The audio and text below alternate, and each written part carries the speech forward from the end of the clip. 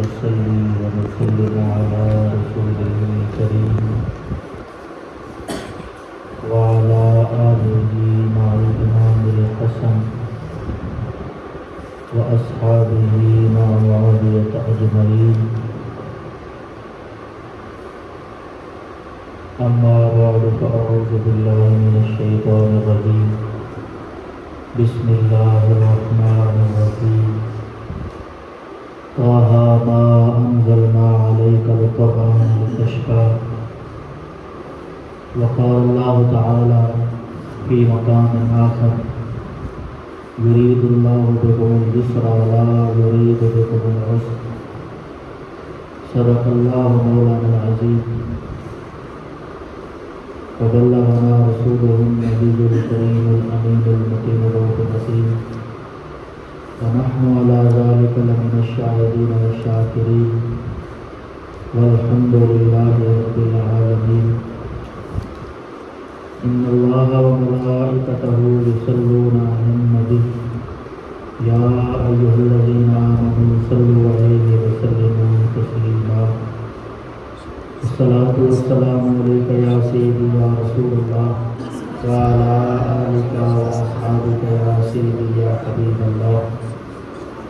الصلاة والسلام عليك يا سيدي يا خاتم النبيين وعلى آلك وأصحابك يا سيدي يا خاتم المعصومين.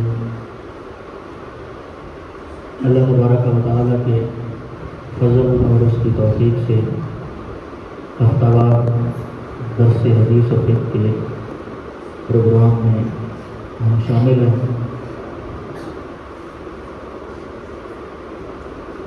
آج جو چیزیں ہم نے پڑھنے کی انشاءاللہ تعالی سعادت حاصل کرنی ہے وہ ہیں فرائض نماز. آج تک ہم نے جو چیز پڑھی تھی وہ تھی شرائط نماز. شرائط نماز، نماز کی شرطیں ہم نے پڑھ لی تھی، ان کی تفصیل بھی، طہارت کی، ستر عورت، شرمگاہ ڈھانپنے کی تفصیل، استقبال قبلہ، قبلہ کی طرف منہ کرنے کی تفصیل، وقت نماز کا اور نیت کرنا اور تکبیر تحریمہ. یہ 6 شرائط ہم نے اللہ کے فضل اور اس کی توفیق سے پڑھ لیے تھے. آج ہم نے جو ہے وہ فرائض نماز کے متعلق آگاہی حاصل کرنی ہے. یہ جو ہم درس حدیث یا درس فقہ کے اندر چیزیں بیان کرتے ہیں یہ انتہائی اختصار کے ساتھ بیان کرتے ہیں. جو تفصیل ہے وہ اس کتاب کے اندر موجود ہے. اس لیے آپ کو بار بار کہا جا رہا ہے کہ اپنی کتابیں جو ہیں وہ آپ منگوا لیں. تو امید ہے کہ انشاءاللہ آئندہ اتوار تک تمام حضرات جو کتاب کو پڑھنے کی صلاحیت رکھتے ہیں سب کے پاس اپنی اپنی ذاتی یہ کتاب موجود ہوگی انشاءاللہ تعالی. فرائض نماز ٹوٹل جو ہیں وہ 7 ہیں. کل 7 نماز کے فرض کتنے ہیں؟ 7. پہلے نمبر پر وہی ہے جو آخری شرط تھی. آخری شرط جو ہے وہ پہلا فرض ہے. پہلا فرض کیا ہے؟ تکبیر تحریمہ. تکبیر تحریمہ کا مطلب کیا ہے؟ اللہ اکبر کہنا. جب نماز کے اندر نماز شروع کرنی ہوتی ہے تو جو اللہ اکبر شروع میں کہا جاتا ہے اسے کہتے ہیں تکبیر تحریمہ. تو یہ تکبیر تحریمہ کہنا یہ فرض ہے. اگر تکبیر تحریمہ کہے بغیر نماز شروع کی جائے گی تو نماز شروع ہی نہیں ہوگی، نماز ہوگی ہی نہیں. دوسرا فرض ہے قیام. قیام کا مطلب کیا ہوتا ہے؟ کھڑے ہونا. اتنی دیر کھڑے ہونا جتنی دیر میں فرض قرات ادا ہو جائے. اتنی دیر کھڑے ہونا جتنی دیر میں فرض قرات ادا ہو جائے، یعنی اتنی دیر کھڑے رہنا نماز کی قیام کی حالت میں یہ فرض ہے. یہ دو فرض ہو گئے. پہلا فرض کیا ہے؟ تکبیر تحریمہ، اور دوسرا ہے قیام. اتنی دیر کھڑے رہنا جتنی دیر میں فرض قرات ادا ہو سکتی ہے. تو فرض قرات کتنی ہے؟ وہ تیسرے فرض کے اندر موجود ہے. تیسرا فرض ہے قرات کرنا. پہلا ہے تکبیر تحریمہ، دوسرا ہے قیام، تیسرا ہے قرات. قرات کا مطلب یہ ہے کہ کم از کم قرآن مجید کی ایک آیت پڑھنا. کم از کم ایک آیت پڑھنا کیا ہے؟ فرض ہے. باقی جو ایک سورت ملانا یا سورۃ فاتحہ وہ واجبات میں شامل ہے. جب نماز کے واجبات ہم پڑھیں گے تو اس کے اندر اس کی بحث آ جائے گی. تو آج چونکہ ہم فرائض پڑھ رہے ہیں تو ایک آیت کا پڑھنا یہ نماز کے اندر فرض ہے. مثلا جب قیام کیا، اللہ اکبر کہا، اس کے بعد اگر کسی نے صرف اتنے تک قرات کی الحمدللہ رب العالمین اتنی قرات کی اور بھول کر رکوع میں چلا گیا، اس نے واجبات چھوڑے ہیں دو. ایک سورۃ فاتحہ جو باقی بچتی وہ واجب تھی، اور ساتھ میں سورت ملانا، یہ دو واجب اس سے چھوٹ گئے. اب واجب چھوٹے آخر میں سجدہ صاحب کر لے گا تو نماز ہو جائے گی، کیونکہ فرض ادا ہو چکا ہے. الحمدللہ رب العالمین ایک آیت اس نے پڑھی تو قرات ہو گئی، فرض جو ہے. اب سورۃ فاتحہ پڑھنا بھی واجب تھا اور ساتھ میں سورت ملانا، چھوٹی سورت ملانا یا چھوٹی 3 آیتیں یا ایک بڑی آیت ملانا یہ واجب تھا، وہ اس سے چھوٹ گیا. تو سجدہ صاحب کے ساتھ اگر واجب چھوٹ جائے تو سجدہ صاحب کے ساتھ نماز ہو جاتی ہے. اگر الحمدللہ رب العالمین اتنا ہی نہیں پڑھا، اللہ اکبر کہا، قیام کھڑا رہا اور قرآن مجید کی ایک آیت بھی نہ پڑھی اور فوراً رکوع میں چلا گیا، اس کی قرات ادا نہ ہوئی اور سرے سے نماز ہوئی بھی نہ. تو یہ ہے قرات کرنا دو غیر متعین رکعتوں میں. فرض کتنا ہے؟ دو غیر متعین رکعتوں سے کیا مراد ہے کہ اگر کسی کو پہلی 2 رکعتوں میں قرات کرنی بھول گئی تو اب دوسری 2 رکعتوں میں قرات کرنا واجب، فرض جو ہے اس کا ادا ہو جائے گا. تو یہ ہے قرات کا مسئلہ کہ قرات فرض ہے. کتنی قرات فرض ہے؟ کم از کم ایک آیت کریمہ پڑھنا فرض ہے. اگر ایک آیت پڑھ لی تو کتنے فرض ہو گئے ٹوٹل؟ 3 ہو گئے. پہلا ہو گیا تکبیر تحریمہ، دوسرا قیام، تیسرا قرات. چوتھا فرض ہے رکوع کرنا. رکوع کرنا، رکوع ہمارے ہاں جو گھٹنوں پر ہاتھ رکھے جاتے ہیں اس کو رکوع کہا جاتا ہے. رکوع کس انداز میں کرنا؟ یعنی اتنا جھکنا کہ ہاتھ بڑھائے تو گھٹنے تک پہنچ جائیں، یہ ہے فرض. تو اس سے فرض ادا ہو جاتا ہے. باقی اس کی باریکیاں ہیں، پشت کو سیدھا کرنا. اگر کسی بندے سے بیچارے سے نہیں ہو رہی پشت سیدھی تو فرض اس کا ادا ہو جائے گا. گھٹنوں تک ہاتھ پہنچ جائے تو فرض اس کا ادا ہو جائے گا. اگر کسی سے نہیں ہوتی سیدھی پیٹھ تو وہ اتنا زیادہ مسئلہ نہیں ہے. اتنا جھکنا کہ گھٹنوں تک ہاتھ پہنچ جائے یہ فرض ہے. تو یہ رکوع ہو جائے گا. تو یہ کتنے ہو گئے ٹوٹل؟ 4 ہو گئے. تکبیر تحریمہ، قیام، قرات اور رکوع. اب ہے 5واں فرض. 5واں فرض ہے دونوں سجدے. 5واں فرض کیا ہے؟ دونوں سجدے اس انداز میں کرنا کہ بندے کا ماتھا زمین پر جمع ہوا ہو، اس انداز میں کہ دونوں پاؤں کی کم از کم ایک انگلی زمین پر لگی ہوئی ہو. دونوں پاؤں کی ایک انگلی کا پیٹ، یہ ہے پیٹ اور یہ ہے پیٹھ. جو سامنے والی جگہ ہوتی ہے اسے کہتے ہیں انگلی کا پیٹ.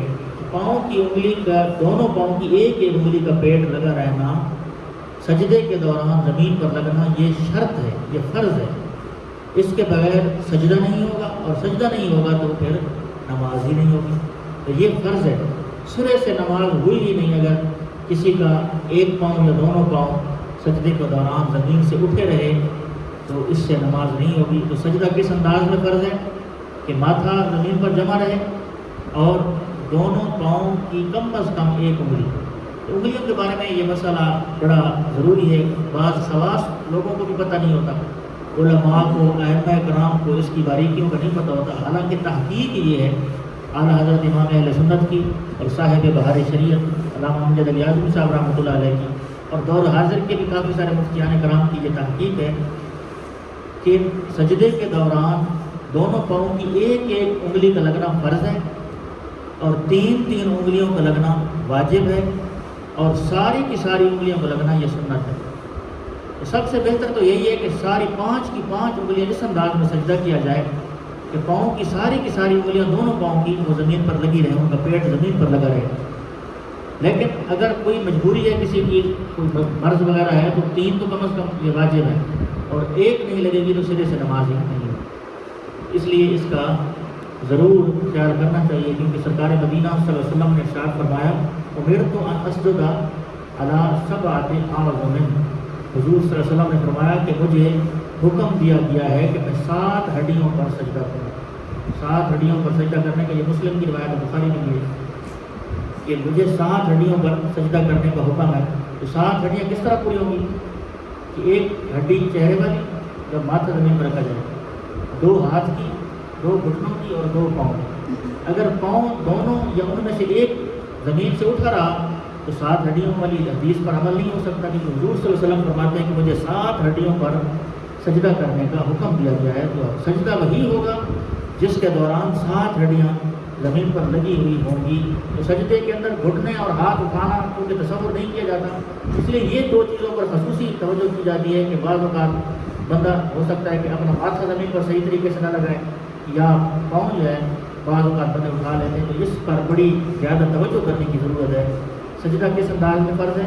دونوں سجدے فرض ہیں، اور دونوں سجدوں میں ماتھے کا زمین پر اس انداز میں جمع رہنا کہ دونوں پاؤں کی کم از کم 1 انگلی زمین پر اس کا پیٹ لگا ہوا ہونا یہ فرض ہے۔ 3 انگلیوں کو لگنا واجب ہے، اور 5 کی 5 انگلیوں کو لگنا یہ سنت ہے۔ تو سب سے بہتر تو یہی ہے کہ حفاظ کرام یا مدرسے کے طلباء جو ہیں ان کو تو کم از کم سنت پر عمل کرنا چاہیے کہ ساری کی ساری انگلیاں زمین پر لگی رہنی چاہیے۔ جب اگر آپ کو کوئی نماز پڑھتے ہوئے دیکھے تو اسے پتہ چلنا چاہیے کہ یہ تربیت کسی نے ان کی ہے، اور تربیت پا کر یہ نماز پڑھ رہے ہیں۔ عالم دین ہے وہ جو ہے وہ اس سے متاثر ہو۔ اور عوام الناس جب آپ گھر میں جائیں نماز آپ کو پڑھتا ہوا دیکھیں گے لوگ، تو آپ دیکھ کر نماز جب دیکھیں گے لوگ تو کافی سارے لوگوں کی نماز کی اصلاح ہو جائے گی۔ تو یہ تھا 5واں فرض۔ پہلا فرض تکبیر تحریمہ، دوسرا قیام، تیسرا قراءت، چوتھا رکوع اتنا جھکنا کہ گھٹنوں تک ہاتھ پہنچ جائیں، اور 5واں ہے دونوں سجدے اس طرح کہ جب ماتھا زمین پر جمے تو دونوں پاؤں کی کم از کم 1 انگلی کا پیٹ زمین پر لگا ہوا ہو۔ آگے ہے جی 6واں فرض۔ 6واں فرض نماز کا ہے قعدہ اخیرہ۔ قعدہ اخیرہ کا کیا مطلب ہے؟ التحیات جس کو کہتے ہیں۔ قعدہ اخیرہ کا مطلب ہوتا ہے آخری التحیات۔ اس کا مطلب یہ ہوتا ہے کہ نماز کی جتنی بھی رکعتیں 2 ہیں، 3 ہیں یا 4 ہیں، جب ساری رکعتیں ختم ہو جائیں اس کے بعد اتنی دیر تک بیٹھے رہنا جتنی دیر تک التحیات سے لے کر عبدہ و رسولہ تک پڑھا جا سکے، اتنی دیر تک بیٹھا رہنا التحیات میں یہ فرض ہے۔ قعدہ اخیرہ جب نماز اگر 2 رکعتیں ہیں تو 2 رکعتیں جب ختم ہو جائیں گی اس کے بعد اتنا بیٹھنا، تو اتنی دیر بیٹھے گا تو یہ فرض ہے۔ یا اگر 4 رکعتیں ہیں تو 4 کی 4 جب ختم ہو جائیں گی رکعتیں تو اس کے بعد اتنی دیر بیٹھنا کہ التحیات سے لے کر عبدہ و رسولہ تک۔ اسے کہتے ہیں مقدار تشہد۔ مقدار تشہد کی مقدار بیٹھ جانا زمین پر التحیات کی شکل میں، تشہد کی شکل میں، یہ فرض ہے۔ یہ تھا 6واں فرض۔ اب پیچھے سے دوبارہ دہرائی کریں تو پہلا فرض تکبیر تحریمہ، دوسرا قیام، تیسرا قراءت، چوتھا رکوع سجود، اور 6واں یہ تھا قعدہ اخیرہ۔ اور آخری فرض 7واں وہ کیا ہے؟ خروج بسنعہ۔ خروج بسنعہ یہ ہے عربی زبان کا لفظ۔ اس کا معنی کیا ہے؟ خروج کا مطلب ہوتا ہے نکلنا، خرج یخرج خروجا فهو خارج۔ خروج کا مطلب ہوتا ہے نکلنا، بسنعہ اپنے کسی عمل کے ذریعے، اپنا کوئی عمل کر کے نماز سے باہر نکلنا۔ وہ عمل کافی سارے ہیں، لیکن ہم کون سا عمل کرتے ہیں نماز سے باہر آنے کے لیے؟ سلام کے ذریعے۔ کیونکہ نبی کریم صلی اللہ علیہ وسلم نے فرمایا تحریمها التکبیر و تحلیلها التسلیم۔ نماز کے اندر جو ہے وہ چیزوں کو حرام کرنے والی تکبیر ہے، اور اندر والی جو حرام ہو چکی تھی دوبارہ حلال کرنے والی جو ہے وہ سلام والی چیز ہے۔ تو لفظ السلام علیکم ورحمۃ اللہ تو یہ ہے مستحب الفاظ ہے، لیکن لفظ سلام جو ہے نا اتنے تک واجب ہے، تو سلام کے ذریعے ہی نماز سے باہر آ جائے۔ خروج بسنعہ یہ 7واں فرض ہے۔ آج 7 ہم نے فرض الحمدللہ اللہ تعالیٰ کے فضل اور اس کی توفیق سے ہم نے پڑھ لیے۔ پہلا جو فرض ہے تکبیر تحریمہ ہے، دوسرا ہے قیام تیسرا ہے قرات، آگے ہے رکوع، سجود، قعدہ اخیرہ اور خروج بے سنے ہی۔ خروج بے سنے ہی کا کیا مطلب ہے؟ اپنے کسی عمل کے ذریعے نماز سے باہر آنا، اور واجب ہے کہ بندہ سلام کے ذریعے نماز سے باہر آئے۔ تو یہ ہے نماز کے فرائض ہیں۔ اس میں ایک چھوٹی سی احتیاط ہے، اس احتیاط پر بعض علماء بہت زیادہ شدت کے ساتھ عمل کرتے ہیں، لیکن بعض علماء کی جو رائے ہے وہ اس میں نرم ہے۔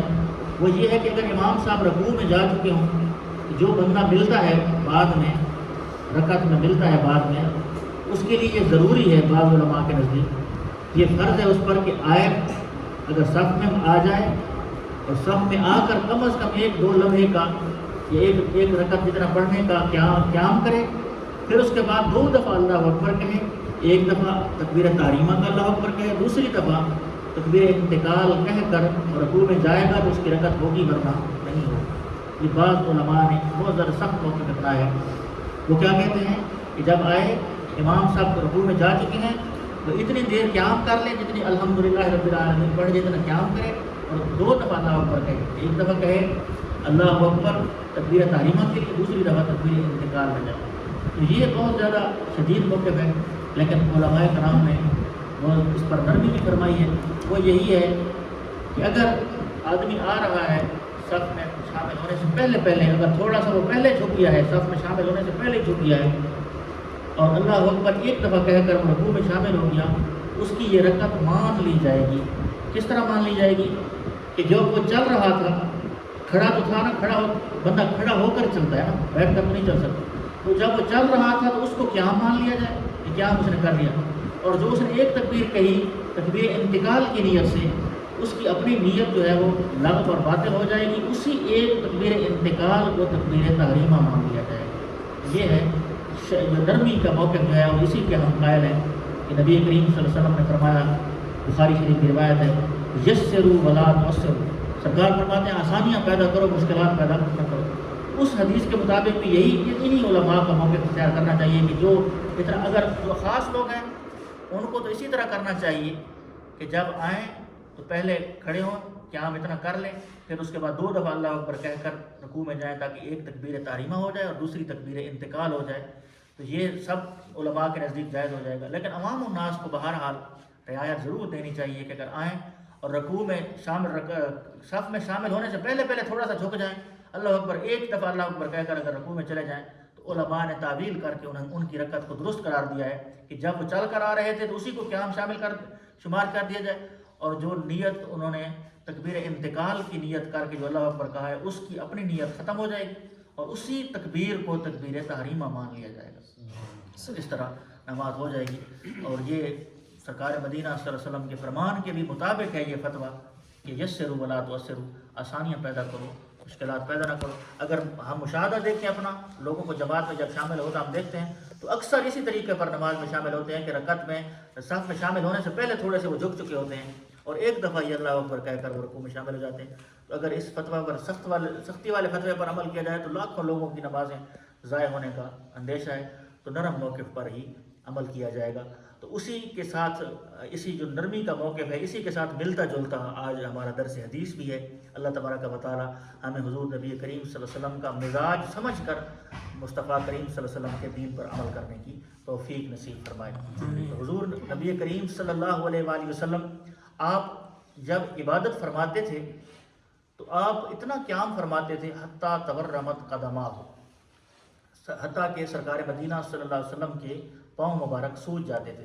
حضرت عائشہ صدیقہ رضی اللہ تعالیٰ عنہ آپ نے وجہ دریافت کی کہ یا رسول اللہ صلی اللہ علیہ وسلم، آپ اتنا جو ہے وہ قیام فرماتے ہیں حالانکہ آپ کے پاؤں سوج جاتے ہیں، جبکہ آپ کے رب کا آپ کے ساتھ وعدہ ہے کہ آپ کے صدقے آپ کی امت کے اگلوں کے بھی گناہ معاف فرمائے گا، آپ کی امت کے پچھلوں کے بھی فرمائے گا۔ آپ کے تو صدقے دوسروں کے گناہ معاف ہونے ہیں، تو آپ کو اتنا لمبا قیام کرنے کی کیا حاجت ہے اور کیا ضرورت ہے؟ سرکار نے فرمایا افلا اکون عبدا شکورا، اے عائشہ میں کیا رب کا شکر گزار بندہ نہ بن جاؤں؟ تو میں یہ عبادت اس لیے کرتا ہوں کہ اللہ نے جو مقام و مرتبہ عطا فرمایا ہے میں اس پر اللہ کا شکر ادا کرتا ہوں۔ لیکن سرکار نے تو یہ موقف اپنایا کہ میں شکر کی وجہ سے اتنی زیادہ عبادت کرتا ہوں، لیکن قرآن مجید میں اللہ تعالیٰ نے منع فرما دیا سرکار کو اتنا لمبا قیام کرنے سے سرکار ساری رات قیام فرماتے تھے. قرآن مجید کی آیت نازل ہوئی, اللہ تعالیٰ نے فرمایا طٰہٰ مَا أَنزَلْنَا عَلَيْكَ الْقُرْآنَ لِتَشْقَىٰ, اے طٰہٰ کے تاج والے, ہم نے قرآن اس لیے نازل نہیں فرمایا کہ آپ مشقت میں پڑ جائیں اور مشکل میں پڑ جائیں. یا رسول اللہ صلی اللہ علیہ وسلم, آپ قیام بھی فرمائیں اور تھوڑی دیر کے لیے آرام بھی فرمائیں, قیام بھی کریں اور کچھ دیر کے لیے آرام بھی فرمائیں. تو یہ آیت اس لیے نازل ہوئی کہ سرکار مدینہ صلی اللہ علیہ وسلم بہت زیادہ قیام فرماتے تھے, ساری رات قیام کرتے تھے. جب صبح ہوتی تھی آپ نے نظام دیکھنا ہوتا تھا, نظام ریاست دیکھنا تھا, اللہ تعالیٰ نے اتنے لمبے قیام سے سرکار کو منع فرما دیا, کچھ دیر قیام کر لیں اور کچھ دیر آرام فرما لیں. اور دوسری آیت کریمہ اللہ تعالیٰ ارشاد فرماتا ہے یرید اللہ بکم الیسر ولا یرید بکم العسر. یہ اس تناظر میں آیت کریمہ ہے کہ اللہ تبارک و تعالیٰ نے جب روزوں کے متعلق ارشاد فرمایا کہ جب تم حالت سفر میں ہو تو روزے کی قضا کر لو, فعدۃ من ایام اخر, سفر میں روزہ نہ رکھو بلکہ بعد میں آ کر اس کی قضا کر لو. تو بعض لوگ شدت کی وجہ سے نہیں کہ ہم نے تو ادا ہی کرنا ہے, تو بعض لوگ اس شدت کی وجہ سے روزہ رکھتے ہیں. اللہ تعالیٰ فرماتا ہے یرید اللہ بکم الیسر ولا یرید بکم العسر, اللہ کا ارادہ یہ ہے کہ تم آسانی میں پڑھو, اللہ تعالیٰ مشکل کا ارادہ نہیں کرتا. اب اللہ کا بندہ کہتا ہے کہ میں مشکل میں پڑھوں گا اور اللہ تعالیٰ فرماتا ہے کہ میں تو آسانی کا ارادہ کرتا ہوں. تو اللہ کا خالص بندہ اور اللہ کا زیادہ فرما بردار بندہ وہی ہوگا جو اللہ تعالیٰ کی عطا کردہ رعایت پر عمل پیرا ہو جائے. یہ سرکار مدینہ صلی اللہ علیہ وسلم کے قلب اطہر پر نازل ہونے والے قرآن میں ہمیں یہ مزاج دیا گیا ہے کہ ہم شدت کے موقع پر شدت کریں, غیر شدت کے موقع پر جہاں پر موقع نہ ہو سختی کا وہاں پر سختی نہیں کرنی چاہیے. اور خواہ مخواہ عبادات کی کثرت اتنی کرنی کہ جو ہے وہ دنیا داری سے بالکل کٹ آف ہو جانا, اس کے متعلق بھی نبی کریم صلی اللہ علیہ وآلہ وسلم حضرت انس بن مالک رضی اللہ تعالیٰ عنہ آپ سے روایت ہے جاء ثلاثۃ رہط الی بیوت ازواج النبی صلی اللہ علیہ وسلم یسألون عن عبادت النبی صلی اللہ علیہ وسلم. 3 بندے, حضرت انس بن مالک فرماتے ہیں کہ 3 بندے آئے سرکار کے ازواج کے حجروں کی طرف, لوگوں سے پوچھ رہے تھے کہ حضور صلی اللہ علیہ وآلہ وسلم عبادت کس طرح فرماتے ہیں تاکہ جس طرح حضور عبادت کرتے ہیں ہم بھی اسی طرح عبادت کریں گے. حضور پاک صلی اللہ علیہ وسلم فلما اخبروا کأنہم تقالوها, جب ان کو بتایا گیا کہ سرکار اس طرح عبادت فرماتے ہیں انہوں نے سمجھا کہ حضور تو بڑی تھوڑی عبادت کرتے ہیں, نعوذ باللہ, حضور صلی اللہ علیہ وسلم کم عبادت کرتے ہیں. تو پھر وقالوا این نحن من النبی صلی اللہ علیہ وسلم قد غفر له ما تقدم من ذنبه وما تأخر, ہم حضور کے مقابلے میں تو ہو نہیں سکتے کیونکہ حضور کی شان بہت زیادہ ہے, اس لیے حضور تھوڑی عبادت کرتے ہیں, تو ہم کیا کریں گے. قال احدهم, ان میں سے ایک نے کہا اما انا فاصلی اللیل ابدا, میں جو ہوں نا میں یہ وعدہ کرتا ہوں کہ میں جتنی بھی راتیں آج کے بعد میری زندگی میں آئیں گی میں ساری رات جاگ کر اللہ کی عبادت کروں گا. وقال الاخر وانا اصوم الدهر ولا افطر, میں یہ اپنے ذمہ لیتا ہوں کہ میں جتنی زندگی بقایا ہے میں سب دنوں کے روزے رکھوں گا, ایک دن بھی افطار نہیں کروں گا, روزانہ میں روزے سے رہوں گا. وقال الاخر, تیسرے نے کہا وانا اعتزل النساء فلا اتزوج ابدا, میں عورتوں سے دور رہوں گا اور میں ساری زندگی شادی نہیں کروں گا, نکاح نہیں کروں گا. یہ 3 بندوں نے یہ بات کر لی. سرکار کی عبادت کو انہیں بتایا کہ انہوں نے کہا کہ یہ تھوڑی عبادت ہے, سرکار کی تو شان زیادہ ہے اس وجہ سے حضور تھوڑی کرتے ہیں, ہمیں تو زیادہ کرنی چاہیے. یہ انہوں نے کہا. فجاء رسول اللہ صلی اللہ علیہ وسلم علیہم, اللہ کے نبی صلی اللہ علیہ وسلم کو جب پتہ چلا تو سرکار ان کے پاس آئے.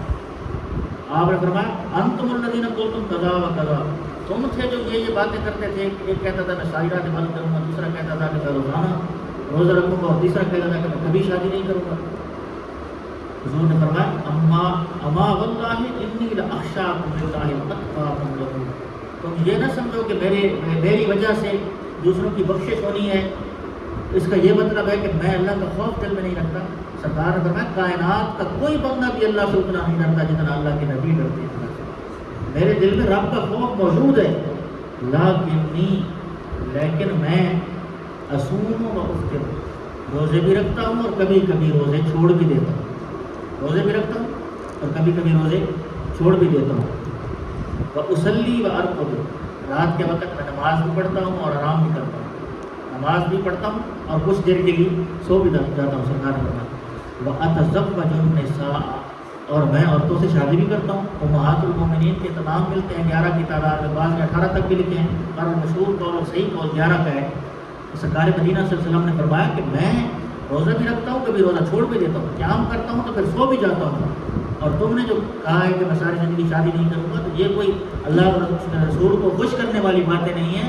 اللہ کے نبی کی یہ سنت ہے کہ روزہ بھی رکھو، کبھی چھوڑ بھی دو، اور قیام بھی کرو، اور کچھ دیر کے لیے سو بھی جاؤ، اور دنیا داری کے جو تقاضے ہیں بشریت کے ان کو بھی پورا کرو، عورتوں سے بھی شادی بھی کرو. اور سرکار کیا کرنا، کمان راغب عن سنتی فلیس منی، یہ میرا طریقہ ہے، جو میرے طریقے سے ہٹے گا تو قیامت کے دن میری صف میں سے نہیں اٹھایا جائے گا، کسی اور صف میں اٹھایا جائے گا. یہ ہے الاقتصاد فی العبادت. عبادت کے اندر درمیانہ پن ہونا، عبادت کے اندر درمیانہ. اور بعض ہمارے اندر ایسے ہوتے ہیں حضرات جن کی یہ عادت ہوتی ہے کہ جو میں کرتا ہوں ساری دنیا کو وہ کرنا چاہیے. اس طرح بھی نہیں ہونا چاہیے. نبی کریم رسول الرحیم صلی اللہ علیہ وآلہ وسلم آپ نے کیا فرمایا؟ حضرت عبداللہ ابن مسعود رضی اللہ تعالیٰ عنہ آپ سے روایت ہے ان نبی صلی اللہ علیہ وسلم قال هلك المتنطعون قالها ثلاثا. اللہ کے نبی صلی اللہ علیہ وسلم نے 3 مرتبہ فرمایا هلك المتنطعون هلك المتنطعون هلك المتنطعون. جو بندے سختی کی جگہ نہیں ہوتی وہاں پر سختی کرتے ہیں، ایسے لوگوں کی ہلاکت مقدر ہے. ایسے لوگ ہلاک ہو جاتے ہیں جہاں پر سختی نہیں ہے اور وہاں پر سختی فرماتے ہیں. اس لیے سرکار نے ایک دفعہ نہیں فرمایا بلکہ 3 دفعہ فرمایا. سرکار اگر ایک دفعہ بھی کہہ دیتے امت کے لیے یہی لاہ عمل تھا، لیکن سرکار نے 3 دفعہ فرمایا. متشدد جو لوگ ہیں، جو سختی کرنے والے ہیں، اور المتنطعون کا معنی بھی لکھا ہوا ہے المتعمقون المشددون فی غیر موضع التشدید، ایسی جگہ پر سختی کرتے ہیں جہاں پر سختی کرنا جائز ہوتا نہیں ہے. تو آج خلاصے کے طور پر جو ہماری ناقص کی تحقیق ہے اس کے مطابق ہم نے جتنا مطالعہ قرآن و حدیث کا کیا ہے، قرآن و سنت کے اندر کسی بھی جگہ پر عقیدے کے علاوہ کسی جگہ پر بھی سختی نہیں ہے. عقیدے کے علاوہ کہیں پر بھی سختی نہیں ہے. اپنا نظریہ جو ہے سرکار کے نظریے کے مطابق، صحابہ کرام کے نظریے کے مطابق، اہل بیت کے نظریے کے مطابق، قرآن کی احکام، قرآن کی تصریحات، مصطفیٰ کریم صلی اللہ علیہ وسلم کے فرمان جو ہے ان کی تصریحات، اس کے علاوہ جو عمل کی میدان ہے اس کے اندر کہیں بھی نرمی نہیں ہے. حضور اکرم صلی اللہ علیہ وآلہ وسلم، اب اگر ہم سمجھتے ہیں کہ ہمارا کام بہت زیادہ کوئی اہم ہے سرکار سے بھی، یہ ہماری بھول ہے. ہم اگر کسی بچے کو بھیجیں کسی کام کے لیے، وہ راستے میں کسی اور طرف چلا جائے یا اس کو بھول جائے تو ہم شدت کرتے ہیں. لیکن حضرت انس بن مالک رضی اللہ تعالیٰ عنہ فرماتے ہیں خدمت النبی صلی اللہ علیہ وسلم 10 سنوات، میں نے اللہ کے نبی صلی اللہ علیہ وسلم کی 10 سال تک خدمت کی ہے. اللہ کے نبی صلی اللہ علیہ وسلم نے 10 سالوں میں ایک دفعہ بھی مجھے جھٹکی نہیں دی. اور آپ فرماتے ہیں کہ حضور صلی اللہ علیہ وسلم آپ کافی دفعہ مجھے بھیجتے تھے کسی کام سے، تو میں گلی کے بچوں کے ساتھ کھیلنے لگ جاتا. سرکار آ کر جب پتہ کرتے کرتے آتے کہ انس گیا تھا کہیں کام کے لیے واپس نہیں آیا، تو سرکار جب آتے تو میں تو ابھی تک کھیل رہا ہوتا تھا. تو سرکار مدینہ صلی اللہ علیہ وسلم میری گردن پر ہاتھ رکھتے، فرماتے ابھی تک گئے نہیں. آپ فرماتے ہیں حضرت انس بن مالک کہ مجھے بڑی ندامت ہوتی کہ سرکار نے بڑے پیار سے فرمایا ہے، پھر میرے دل میں ندامت ہوتی اور میں کہتا اذهب اذهب یا رسول اللہ، یا رسول اللہ بس ابھی گئے آپ ہی نے. مطلب یہ ہے کہ حضور اکرم صلی اللہ علیہ وسلم کے جو کام اہمیت کے عامل ہیں، کائنات کے اندر کسی بندے کی بھی اہمیت اتنے کام کی نہیں ہے جتنی سرکار کے کام کی اہمیت ہے. لیکن حضرت انس بن مالک فرماتے ہیں کہ میں نہیں جاتا تھا سرکار جدھر کہتے تھے، بچہ تھا میں بچوں کے ساتھ کھیلنے لگ جاتا تھا.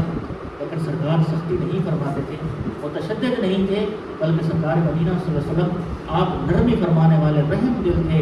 اور نبی کریم صلی اللہ علیہ وآلہ وسلم نے زندگی بھر کسی کو نہیں جھڑکا. اور نبی کریم صلی اللہ علیہ وسلم نے ایک حدیث پاک میں ہمیں ٹوٹل بہت بڑا ایک لائحہ عمل دے دیا. سرکار فرماتے ہیں رفع عن امتی الخطأ والنسیان، میری امت سے بھول چوک، بھول جانا اور خطا یہ اٹھا لی گئی ہے. رفع عن امتی الخطأ والنسیان، میری امت سے خطا اور بھول چوک یہ اٹھا لی گئی ہے. کوئی بندہ بھول کر تو کام کر لے، جس طرح کہ روزے کے اندر بھی ہے، اگر بندہ کو روزے کے اندر بھول کر کھا پی لے تو روزے کی قدر شریعت کے اندر اتنی نرمی ہے. لیکن اگر ہم بصورت والدین یا بصورت اساتذہ کسی بچے کو کام کہیں اور بچہ ہم آگے سے کہے کہ ہمیں بھول گیا تھا، اگر ہم پھر بھی شدت کر رہے ہیں تو ہم شریعت مطہرہ سے ایک قدم آگے رکھنا چاہتے ہیں کہ جب شریعت کے اندر بھول چوک معاف ہے اور ہم کہتے ہیں نہیں شریعت میں تو معاف ہوگا، ہم نے تو معاف نہیں کرنا، تو گویا کہ ہم شریعت سے بھی بڑے اختیار کے مالک ہو گئے. کہ شریعت میں ہے کہ جب بندہ بھول گیا تو بس بھول گیا. جب نماز کے بھولنے کے متعلق سرکار فرماتے ہیں من نسیا منکم الصلاۃ فلیصلی اذا ذکر. سرکار فرماتے ہیں اگر کوئی نماز پڑھنا بھی بھول گیا تو جب یاد آئے اس وقت پڑھ لے. جب یہ بخاری کی روایت ہے. تو یہ جو ہے نا یہ نرم رویہ اس کی ہمیں بڑی ضرورت ہے، اور خصوصاً ایسے موقع پر جس موقع پر حضور اکرم صلی اللہ علیہ وآلہ وسلم آپ فرماتے ہیں کہ جب شدت کی ضرورت نہ ہو اور اس موقع پر شدت کرنا، تو مصطفیٰ کریم صلی اللہ علیہ وسلم نے اس سے منع فرمایا. اور سرکار نے اپنی سنت قرار دیا کہ میری یہ سنت ہے اور میرا یہ طریقہ ہے کہ میں اعمال کے اندر نرمی کا خواہش مند ہوں. جس طرح کہ مسواک والی روایت ہے بخاری کے اندر بھی ہے. سرکار فرماتے ہیں لولا ان اشق علی امتی لامرتهم بالسواک عند کل صلاۃ. حضور نے فرمایا کہ میں نے اپنی امت پر دیکھا کہ میں اگر ہر نماز کے ساتھ مسواک کو ضروری قرار دوں تو میری امت مشکل میں پڑ جائے گی. اب آپ خود اندازہ لگائیں کہ مسواک کرنا کتنا مشکل کام ہے. لیکن سرکار نے فرمایا کہ اگر ہر نماز کے بعد ہر نماز کے وضو کے وقت مسواک کرنا ضروری قرار دیا جائے تو میری امت پر مشکل پیش آئے گی. اس وجہ سے سرکار نے فرمایا کہ کوئی ضروری نہیں ہے، مستحب اب بھی ہے. مستحب یہی ہے کہ ہر نماز کے وقت وضو کیا جائے، مسواک کے ساتھ وضو کیا جائے. لیکن سرکار نے فرض نہیں کیا. اور آپ جب حج کی فرضیت بیان فرما رہے تھے سرکار نے فرمایا یہ آیت کریمہ للہ علی الناس حج البیت من استطاع الیہ سبیلا، یہ آیت پڑھ کے آپ احکام حج کے بیان فرما رہے تھے. ایک بندے نے کھڑے ہو کر عرض کی یا رسول اللہ کیا ہر سال فرض ہے؟ اب وہ تو مکہ شریف کے پاس ان کا گھر تھا، وہ تو ہر سال حج کر سکتے تھے، لیکن انہیں کیا پتا تھا کہ اسلام کی روشنی کہاں کہاں تک پھیلنی ہے، اور کئی ایسے علاقے ہوں گے کہ ہر سال تو کوئی نہیں آ سکے گا مکہ شریف. تو وہ اپنے حساب سے پوچھنے لگے یا رسول اللہ کیا حج ہر سال فرض ہے؟ کیا حج ہر سال فرض ہے؟ بار بار پوچھنے لگے. سرکار نے جب تیسری دفعہ اس نے پوچھا تو سرکار نے فرمایا اے میرے غلام اگر میں ہاں کہہ دوں تو ہر سال فرض ہو جائے گا. اگر میں ہاں کہہ دوں، لیکن ہاں کہا نہیں، کیونکہ اپنی امت کے مسائل سرکار کے پیش نظر تھے. پاکستان سے، افغانستان سے، انڈیا سے، دور دور کے علاقوں سے لوگ کس طرح ہر سال پہنچ سکیں گے، اور جس طرح آپ ویزے کی مہنگائی ہے اللہ تبارک و تعالیٰ معاف فرمائے. تو اس طرح جو ہے وہ عبادت کے اندر نرمی سرکار مدینہ صلی اللہ علیہ وسلم کو پسند ہے.